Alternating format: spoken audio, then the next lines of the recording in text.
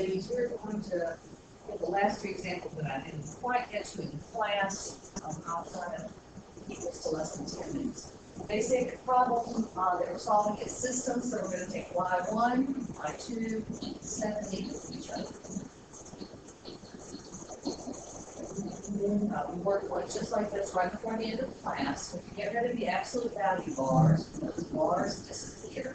And on the other side, put the whole thing in parentheses, put plus or minus on the outside, and then all of that inside the parentheses.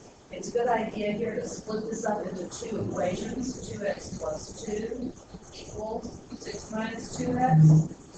2x plus 2 equals negative parentheses 6 minus 2x. And now you've ended up with two pretty simple equations to solve. We'll solve the first one. We'll add 2x to both sides. That gives me 4x. Subtract 2 from both sides. That gives me 4. Divide by 4, and x equals 1. On the other one, I'm going to get the distributive property and get that negative distributed in. Make sure you change the signs of both of the terms. So negative 6 plus 2x. And so we'll get all the variables on one side. Something kind of weird happens here. If you subtract 2x from both sides, it gives a very strange statement that says 2 equals negative 6. Well, we all know that 2 does not equal negative 6. This is our indication that this problem has no solution. If you stop and look at these two, the left side and the right side, the left side is 2x plus 2, and the right side is 2x minus 6. And if you think of those as two lines, you can see that they're parallel, and there's not any solution to that. So this happens when you get this statement, it's like 2 equals negative 6, or 5 equals 0. All the variables disappear, and you get this false statement. That's a key that there's no solution to this part. Now, we did have a solution. We had this solution, x equals 1. I've run out of room, so I'm going to move up to the top here to write the answer. Remember, once you get x equals 1, then you need to plug the 1 into either equation. The easier one would be this one, 6 minus 2 times 1 equals 4, and the answer is 1, 4. You should also be able to plug it into this equation and get the same answer. Okay? The next one's very straightforward. y1 equals y2. We're going to square both sides. When we square the left side, we get 10x, and when we square the right side, we get x squared. We now have a quadratic. This problem started as a square root problem, but has turned into a quadratic. So what we want to do is make it equal 0. I'm going to move the 10x over to the right, so I get 0 equals x squared minus 10x. Anytime you have a quadratic, anytime you have an x squared, you want to get it equal to 0, so that you can then factor. Or if you hate factoring, quadratic formula. From the factoring, I get two answers, x equals 0, x minus 10 equals 0. So I have two answers, x equals 0, x equals 10. And again, make sure that you plug those back in and get the y coordinate. Plug it into the easiest one, which this time is this one. So y equals 0. The point of intersection is 0, 0, and 10.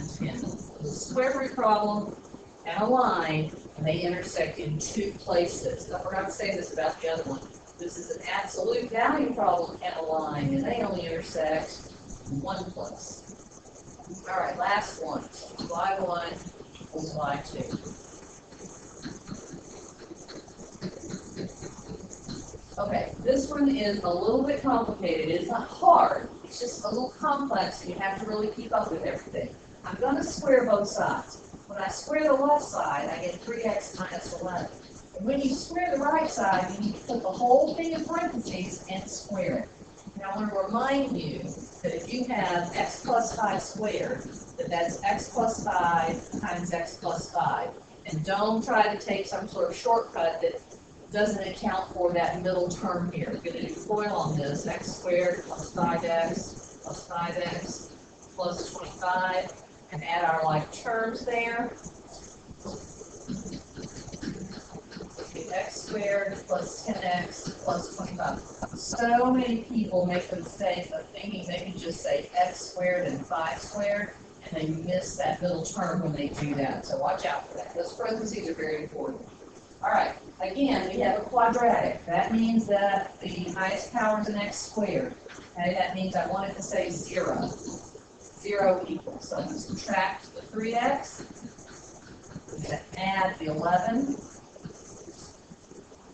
Okay, and I'm going to save you a little bit of time, and I'm going to tell you this one does not factor. You might try a couple of things, but don't try too many unless the directions specifically say that you have to factor. So if I'm telling you it doesn't factor, then we can use the quadratic formula for this.